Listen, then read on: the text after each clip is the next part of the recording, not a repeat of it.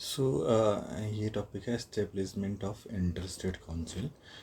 इसमें हम पढ़ेंगे सरकारिया कमीशन रिकमेंडेशन 1983 से 1988 तक। Sarkaria commission centre state relation को स्टडी करने के लिए बनाया गया था। कमीशन ने रिकमेंडेशन किया है कि आर्टिकल 263 के अंडर एक परमानेंट इंटर स्टेट काउंसिल बनाना चाहिए। इसका काम होगा सेंटर और स्टेट गवर्नमेंट के बीच रेगुलर कोऑर्डिनेशन मेंटेन करना। नाम कन्फ्यूजन अवॉइड करने के लिए इस बॉडी को इंटर गवर्नमेंटल काउंसिल बोला गया है। ठीक है। कमीशन ने ये भी बोला कि काउंसिल को आर्टिकल 263 के क्लॉज बी और सी वाले ड्यूटीज़ दिए जाएंगे। Common issue study and discuss करना और रिकमेंडेशन देना, ये इसका काम है। ठीक है। एस्टेब्लिशमेंट इन 1990। क्या हुआ कि ये कमीशन 1990 में एस्टेब्लिश हुआ सरकार या कमीशन का रिकमेंडेशन के बेसिस पर। 1990 में वीपी सिंह की जनता दल गवर्नमेंट ने इंटर स्टेट काउंसिल एस्टेब्लिश करा। इंटर स्टेट काउंसिल कंपोजिशन कौन कौन मेंबर होते हैं? इंटर स्टेट काउंसिल में 6 कैटेगरीज के मेंबर होते हैं। पहला होता है prime minister as the chairman. Council का हेड पीएम होता है, that is prime minister. Chief minister होते हैं सारे स्टेट्स की। ये हम पढ़ रहे हैं इंटर स्टेट काउंसिल कंपोजिशन, कौन कौन मेंबर होते हैं। फिर होते हैं chief ministers of union territories and having legislative assemblies. ठीक है। यूनियन टेरिटरीज के चीफ मिनिस्टर्स जिन यूटी में असेंबली है, जैसे दिल्ली पुंडीचेरी हो गया। फिर फोर्थ पे आता है यूनियन टेरिटरीज के एडमिनिस्ट्रेटर जिन्हें यूटी में असेंबली नहीं है। फिर आते हैं governor of states under presidents rule. फिर अगर किसी स्टेट्स में प्रेसिडेंट्स रूल है तो गवर्नर रिप्रेजेंट करते हैं। सिक्स आता है union central cabinet ministers including home minister to be nominated by the prime ministers. ठीक है। 5 member of cabinet. Inter nature of inter state council, कैसे बॉडी है ये हम पढ़ेंगे। तो इसमें इंटर स्टेट काउंसिल एक 5 मेंबर बॉडी है, एडवाइजरी बॉडी है। ये बाइंडिंग डिसीजन नहीं देती। डिसीजन प्लेटफॉर्म है सेंटर स्टेट्स और स्टेट इशू के लिए। ठीक है। फिफ्थ है detailed function of inter state council. Inter state council के डिटेल फंक्शन, पहला कॉमन इशू डिस्कस करना। दूसरा, जिन इशू पर सेंटर और स्टेट्स को कॉमन इंटरेस्ट हो। सेकेंड, ये रिकमेंडेशन देना कि पॉलिसी और कोऑर्डिनेशन इम्प्रूव करने के लिए। जनरल मैटर डिस्कस करना जब पीएम रेफर करे। उसके बाद meeting of the council. Meeting of the council में काउंसिल साल में कम से कम 3 बार मिलता है, thrice in year meeting in. Standing committee of inter state council 1996। इस काउंसिल में standing committee of the council was set up in 1996 for continuous consultation and processing of matter for the consideration of the council. It consists of the following members। कौन कौन से members होते हैं? पहला होता है यूनियन होम मिनिस्टर्स, जो कि इसका चेयरमैन होता है। सेकेंड होता है 5 यूनियन कैबिनेट मिनिस्टर्स। और थर्ड होता है 9 चीफ मिनिस्टर्स। इसमें क्या लिखा गया है? इसमें लिखा गया है कि 1996 में एक स्टैंडिंग कमेटी क्रिएट की गई। इसका काम है कंटिन्यूस कंसल्टेशन करना, central state issue regularly process करना, काउंसिल के लिए मैटर्स प्रिपेयर करना। Inter state council 1991। अब इसमें क्या हुआ था? 1991 में सेक्रेटरीट बनाई गई, गवर्नमेंट ऑफ इंडिया के अंडर काम करता है। 2001 से ये जोनल काउंसिल के सेक्रेटरीट भी है। ठीक है, 2011 से। तो इसमें होता क्या है? सुपर सिंपल, अगर हम समरी पढ़ें तो इसमें लिखा है कि आर्टिकल 263, एक बार मैं नोट लिख लेता हूँ।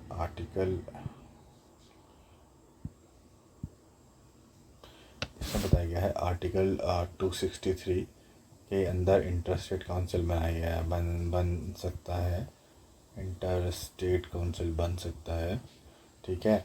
और 1990 में वीपी सिंह गवर्नमेंट ने एस्टेब्लिश किया इसको, और पीएम चेयरमैन होता है इस काउंसिल का, और सारे स्टेट्स के सीएम्स होते हैं, यूटीज़ के लीडर्स होते हैं, गवर्नर होते हैं, और 6 कैबिनेट मिनिस्टर्स होते हैं।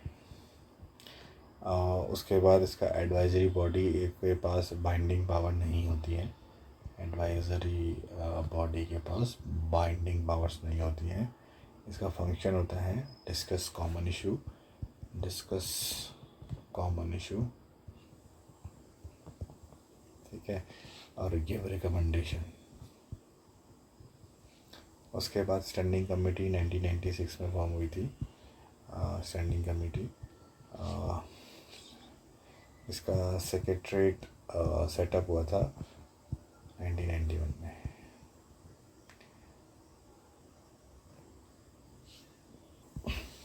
इस टॉपिक में हम पढ़ेंगे public act, records and judicial proceedings.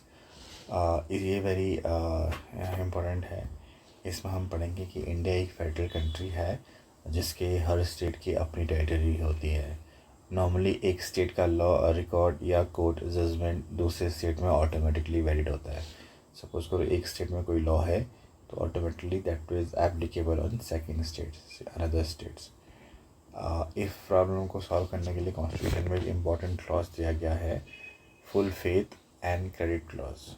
Full faith and credit clause. तो full faith and credit clause क्या होता है? ये हमको बताता है कि हर स्टेट को दूसरे स्टेट के पब्लिक एक्ट्स, पब्लिक रिकॉर्ड्स और जुडिशियल डिसीजंस को रिस्पेक्ट और एक्सेप्ट करना है, ठीक है। हर स्टेट्स को एक दूसरे स्टेट्स का पब्लिक रिकॉर्ड्स, जुडिशियल डिसीजंस को रिस्पेक्ट करना है। इसमें बताया गया है full faith and credit through out India होगा। Full faith and credit to be given throughout the Indian territories to public acts, records and judicial proceedings of the center at every states. दूसरे states को public acts, law, rule, notification, और दूसरे state को public record, official document registered, दूसरे states के judicial proceedings, court decisions को accept करना ही पड़ेगा, ठीक है। सो ये हमारा बताया गया है public acts, records and judicial proceedings में। पब्लिक एक्ट्स मतलब होता है स्टेट्स के लॉ और executive orders.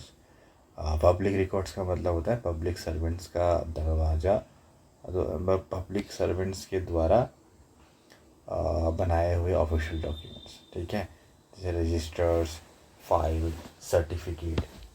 Okay, parliament can decide how and when these records will be accepted. तो कौन डिसाइड करेगा? So parliament will decide how and when these records will be accepted. अब parliament एक लॉ बना सकती है जिसमें ये डिसाइड होता है कि पब्लिक रिकॉर्ड्स का प्रूफ के लिए कैसे प्रेजेंट किया जाए, उसका इफेक्ट्स क्या होगा, कौन कंडीशंस में एक्सेप्ट किया जाएगा। तो ये सारे चीज़ें उसमें रिकॉर्ड्स होंगी। Final judgment and order of the civil code in any part of India are capable of executing everywhere, anywhere within India without the necessity of fresh suit up upon the judge. इसका मतलब क्या है? इसका मतलब है कि अगर किसी स्टेट के सिविल कोर्ट ने जजमेंट दिया, वो जजमेंट दूसरे स्टेट में डायरेक्टली एग्जीक्यूट किया जा सकता है बिना न्यू केस के। मतलब सपोज करो कोई स्टेट है, स्टेट मान लेते हैं हरियाणा, ठीक है, और अगर किसी स्टेट के सिविल कोर्ट ने कोई जजमेंट दिया, तो हरियाणा गवर्नमेंट के कोर्ट ने कोई जजमेंट दिया, ठीक है, और वो जजमेंट दूसरे स्टेट में डायरेक्टली एग्जीक्यूट किया जा सकता है। तो सपोज करो वो जजमेंट यूपी में एग्जीक्यूट करना है तो डायरेक्टली एग्जीक्यूट किया जा सकता है, ठीक है, बट बिना किसी न्यू फाइल के। बट इसमें क्या होगा, ये रूल सिर्फ सिविल जजमेंट पर अप्लाई होता है, क्रिमिनल जजमेंट में अप्लाई नहीं होता है। किस पे अप्लाई होता है? केवल सिविल जजमेंट में, और क्रिमिनल जजमेंट में ये अप्लाई नहीं होता है। ठीक है, मतलब एक स्टेट के क्रिमिनल लॉ दूसरे स्टेट के कोर्ट में एनफोर्स नहीं किए जा सकते हैं। और जैसे पनिशमेंट रूल है, जैसे पीनल लॉज हैं, एक स्टेट के से दूसरे स्टेट में अप्लाई नहीं होते। सो पीनल लॉज भी क्या होते हैं? एक स्टेट से पीनल लॉज हो गए और क्रिमिनल लॉज हो गए, ये एक स्टेट के लॉज दूसरे स्टेट के कोर्ट्स में अप्लीकेबल नहीं होते। ठीक है,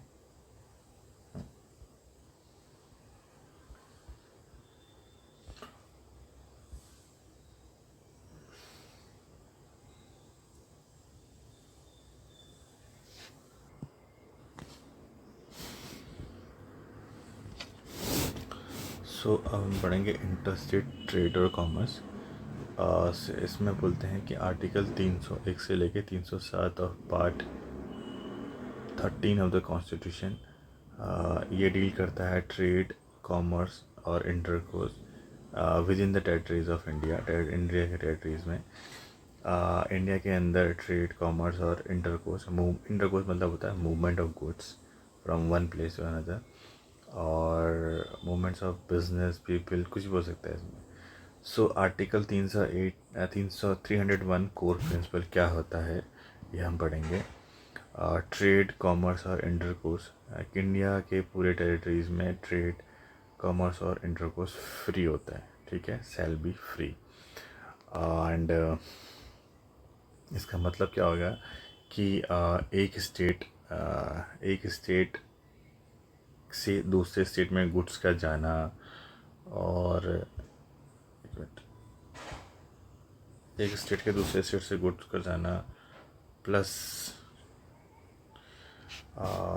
बिजनेस करना और सर्विस प्रोवाइड करना, ये सब क्या है?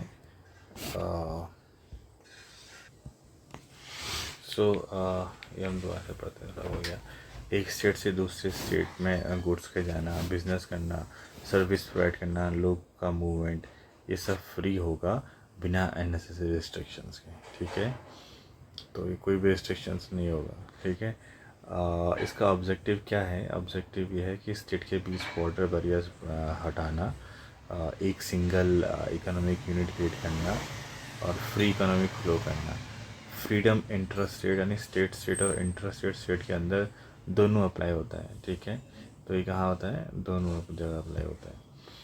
सो व्हेन आर्टिकल 301 इज़ वॉलेटेड, अगर आर्टिकल 301 वॉलेट होता है, सो अगर कोई स्टेट इसको वॉलेट करता है तो बॉर्डर पर टैक्स लगेगा और एंट्री पर रिस्ट्रिक्शन लगेगा, ट्रांसपोर्ट पर डिस्क्रिमिनेशन रूल लगेगा। तो आर्टिकल 301 वॉलिड होता ही, अगर होता है तो वो अलाउ नहीं होता कॉन्स्टिट्यूशन में। कुछ एक्सेप्शन भी होते हैं इंटरस्टेट कॉमर्स में। वो क्या होते हैं? फ्रीडम अब्सोल्यूट नहीं है, कुछ सिचुएशन में रिस्ट्रिक्शन अलाउ है। पहला है पार्लियामेंट, आर्टिकल 302। इसके अकॉर्डिंग बोला गया है कि इसके अकॉर्डिंग पब्लिक इंटरेस्ट में रिस्ट्रिक्शन लग सकता है, बट पार्लियामेंट एक स्टेट को दूसरे स्टेट के ऊपर प्रेफरेंस नहीं दे सकती, एक्सेप्ट जब शॉर्टेज ऑफ एसेंशियल गुड्स हो। एग्जांपल, अगर कोई ज़रूर का चीज़, सब कुछ करो, कोई फ्यूल है या फूड है कम है, तो पार्लियामेंट टेम्परेरी रिस्ट्रिक्शन लगा सकती है। ठीक है, state legislature restriction, article 304। 304 B बोलता है स्टेट लेजिस्लेचर में रीजनेबल रिस्ट्रिक्शन लग सकता है ट्रेड, कॉमर्स पर, लेकिन पब्लिक इंटरेस्ट में होना चाहिए एंड प्रेसिडेंट की प्रायर अप्रूवल ज़रूरी है इस चीज़ में। बट स्टेट किसी एक स्टेट को फेवर नहीं कर सकती, कोई डिस्क्रिमिनेशन टैक्स नहीं लगा सकती है। ठीक है, state tax on imported goods, article 304A। इसमें ये बोला गया है कि इम्पोर्टेड गुड्स जैसे हैं फ्रॉम अदर स्टेट्स और यूनियन टेरिटरीज पर टैक्स लगा सकती है, पर टैक्स सेम हो अपने स्टेट में मैन्युफैक्चरिंग गुड्स पर लगता है। मीनिंग इसका मतलब कुछ नहीं है, स्टेट डिस्क्रिमिनेशनरी टैक्स नहीं लगा सकती, इक्वल मेंटेन करनी होगी। एग्जाम्पल के टॉप पे देख लेते हैं। अगर गुजरात अपने मैन्युफैक्चरिंग गुड्स पर 5% टैक्स लगाता है तो महाराष्ट्र से आने वाले गुड्स पर भी सिर्फ 5% टैक्स लगेगा। ये एग्जाम्पल हो गया। Nationalisation law, so freedom under article 301। तो ये बताता है कि इसके अकॉर्डिंग क्या होता है कि पब्लिक सेक्टर मोनोपोलीज बनाने के लिए लिमिट किया जा सकता है। पब्लिक सेक्टर मोनोपोलीज को बनाने के लिए लिमिट किया जा सकता है। फॉर एग्जांपल रेलवेज़ को मोनोपोली पब्लिक सेक्टर के पास ही रहेगी। ठीक है। पार्लियामेंट या स्टेट लेजिस्लेचर लॉ बना सकता है कि जिसमें गवर्नमेंट मोनोपोली क्रिएट किया जाए। एग्जांपल, स्टेट ट्रांसपोर्ट कॉरपोरेशन को कुछ एक्सक्लूसिव बिजनेस रूट राइट्स मिलेगा। ठीक है। पर मोनोपोली रेलवे में तो वो तो सेंटर के पास ही रहेगा। एग्जांपल के तौर पर parliament can appoint an authority, जो फिफ्थ पॉइंट है इम्पोर्टेंट है। Freedom under 301A is subjected to nationalisation law provided for the law provided for monopolies in favor of central or state. Thus, the parliament of the state legislature make a law for carrying one by the respective government in any trade, business, industry, service, whatever exclusive, complete or partial citizens of otherwise। ठीक है। इसमें ये बताया गया है कि trade और commerce constitutional parliament को पावर देती है कि वो एक अथॉरिटी अपॉइंट करे ट्रेड कॉमर्स की फ्रीडम इम्प्लीमेंट करने के लिए, रिस्ट्रिक्शन मॉनिटर करने के लिए।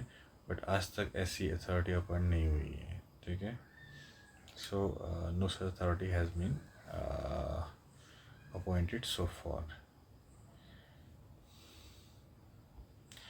इसका हम एक सुपर इजी एक्सप्लेनेशन करते हैं। देखिए, आर्टिकल सी 301 मीन्स इंडिया में ट्रेड कॉमर्स इंटरकोर्स फ्री होगा। ट्रेड फ्री होगा इंडिया में। ठीक है। इसके लिए फिर 302 आया। इसमें बोलते हैं पार्लियामेंट पब्लिक इंटरेस्ट में रिस्ट्रिक्शन लगा सकती है, no preference to state. So no preference to a state, कोई भी स्टेट को प्रेफरेंस नहीं मिलेगी पार्लियामेंट के थ्रू। 304A बोलता है स्टेट डिस्क्रिमिनेटरी टैक्स नहीं लगा सकता है। सो स्टेट डिस्क्रिमिनेटरी टैक्स नहीं लगा सकता। ठीक है। दूसरा 304B बोलता है कि स्टेट रीजनेबल रिस्ट्रिक्शन लगा सकता है। तो रीजनेबल रिस्ट्रिक्शन लगा सकता है। ठीक है। With president approval. किसका अप्रूवल चाहिए इसके लिए? विथ प्रेसिडेंट का अप्रूवल चाहिए।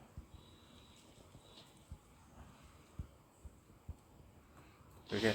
मोनोपोली लॉज, इसका मतलब क्या है कि parliament state government sector monopoly बना सकते हैं। ठीक है। पार्लियामेंट स्लैश स्टेट गवर्नमेंट क्या हो सकता है? पब्लिक सेक्टर मोनोपोली बना सकते हैं।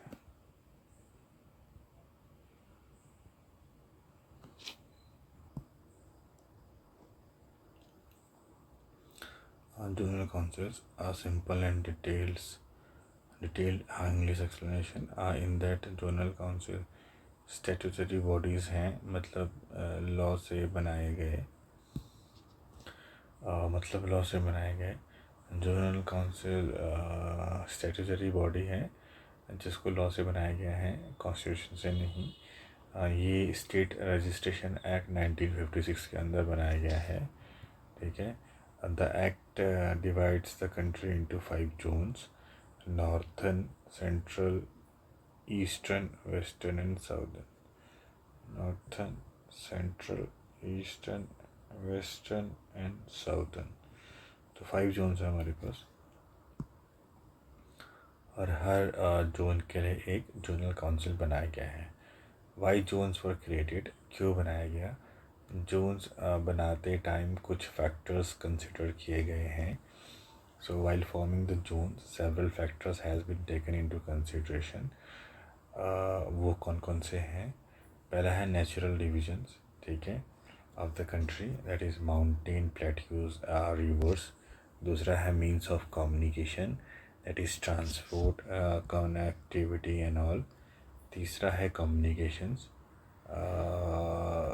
तीसरा है कल्चरल एंड लिंग्विस्टिक सिमिलैरिटीज़. और फोर्थ है economic development requirements and security and law and order. ये है last. So each zonal council consist of the following members. उसमें एक होम मिनिस्टर होता है of the central government, chief minister होते हैं सारे स्टेट्स के, and 2 other minister from each state in that zone. D होता है administration of each union territories in the zone. So her zonal council में एक मेंबर्स होता है. होम मिनिस्टर सेंट्रल गवर्नमेंट का सेंट्रल गवर्नमेंट से इसके चेयरमैन होता है. होम मिनिस्टर है 5 जोनल काउंसिल के कॉमन चेयरमैन होता है होम मिनिस्टर. ये 5 जोनल काउंसिल के कॉमन चेयरमैन होता है. चीफ मिनिस्टर सारे स्टेट्स के होते हैं इस जोन में. 2 ministers of each state of that zone. Administration of union territory, अगर कोई यूटी यूज़ उस जोन में आ जाए तो. और एडिशनल मेंबर एडवाइजरी वो के लिए विदाउट वोटिंग राइट्स होते हैं. जोनल काउंसिल में कुछ मेंबर्स एडवाइजरी रोल में होते हैं. प्लानिंग कमीशन का एक रिप्रेजेंटेटिव होता है. ईच स्टेट का एक चीफ सेक्रेटरी होता है. और development commissioner of each state का होता है. ये वोट नहीं कर सकते पर एडवाइस दे सकते हैं. कौन? ये लोग. Person nominated by the planning commission, chief secretary of the government of each state in that zone, and the development commission of each zone in that zone. तो ये लोग एडवाइजरी होते हैं, ये वोट नहीं कर सकते हैं. ठीक है.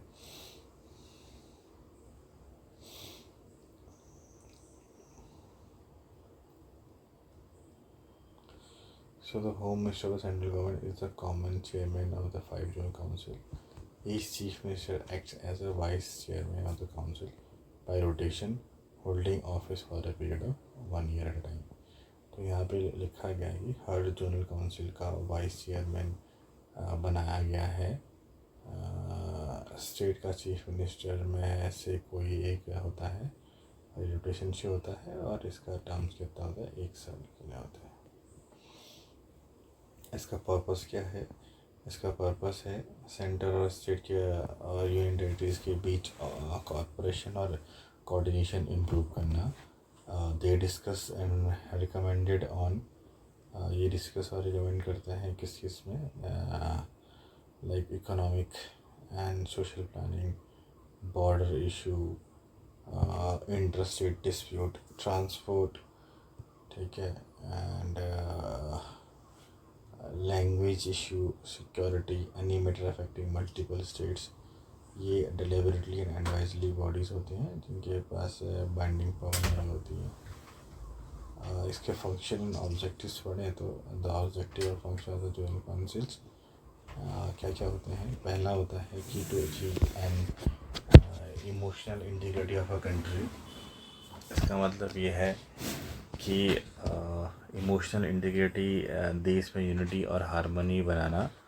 ठीक है. दूसरा है stop extreme regionalisms, linguistic tension, separatist trends, state के बीच डिफरेंसेस रिड्यूस करना. थर्ड है सॉल्व पोस्ट रीऑर्गेनाइजेशन इश्यूज, मतलब 1956 रीऑर्गेनाइजेशन के बाद जो प्रॉब्लम रही उसको सॉल्व करना. फोर्थ है central state cooperate with each other in social and economic matters and exchange ideas and experience in order to evolve uniform policies. Policies और planning में कॉपरेशन बढ़ाना. स्टेट के बीच आइडियाज़ एक्सचेंज यूनिफॉर्म पॉलिसी बनाने में help करता है. Speedy execution of the development projects, ठीक है। डेवलपमेंट प्रोजेक्ट्स का स्पीड बढ़ता है to secure some kind of political equilibrium between different regions of the country, maintain political balance between different regions. ठीक है। अब हम पढ़ेंगे north eastern phase. North eastern council में in of the above General Council, a North Eastern Council was created separate act of Parliament 1971. It includes Assam, Manipur, Mizoram, Arunachal Pradesh, Nagaland, Meghalaya, Tripura and Sikkim. ठीक है। और 3, 4, 5, 6, 7, 8 है इनके लिए बनाया गया नॉर्थ ईस्टर्न काउंसिल। इसका फंक्शन ऑलमोस्ट सेम है बट रीजनल प्लानिंग पर ज़्यादा फोकस है इसमें। इसके regional economic planning, development coordinations और रीजनल लेवल इंटीग्रेशन, ये सब टास्क दिए गए हैं। देखा जाए तो नोट्स बनाते हैं। रुको,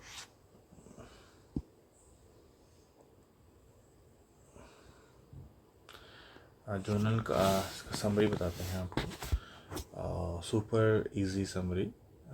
जोनल काउंसिल के स्टैट्यूटरी बॉडी होती है जिसको स्टेट रिकॉग्नाइजेशन एक्ट 1956 में बनाया गया। जोन्स हमारे पास 5 हैं। ठीक है। कौन कौन से हैं? Northern zone, central zone, eastern zone, western zone and southern zone. Chairman इनका चेयरमैन कौन होता है? Union home minister. और मेंबर्स इसके कौन होते हैं? CMs होते हैं सारे स्टेट्स के। 2 minister of each state, UT and administration. इनका सेंट्रल स्टेट कॉर्पोरेशन होता है। इसका मेन एम ही होता है। नेचर इसका क्या होता है? ये एडवाइजरी एंड कंसल्टिंग बॉडी होती है।